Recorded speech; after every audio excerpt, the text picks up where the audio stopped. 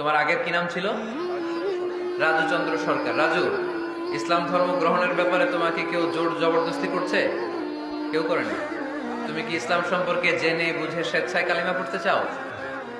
তাহলে তুমি আমার সাথে আওয়াজ করে পড়ো, আশহাদু আল্লাহ ইলাহা ইল্লাল্লাহ ওয়া আশহাদু আন্না মুহাম্মাদান আবদুহু ওয়া রাসূলুহু।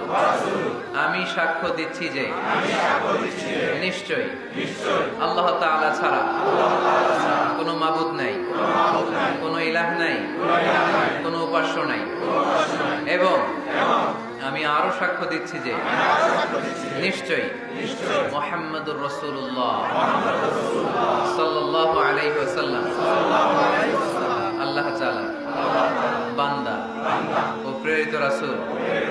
আল্লাহু আকবার।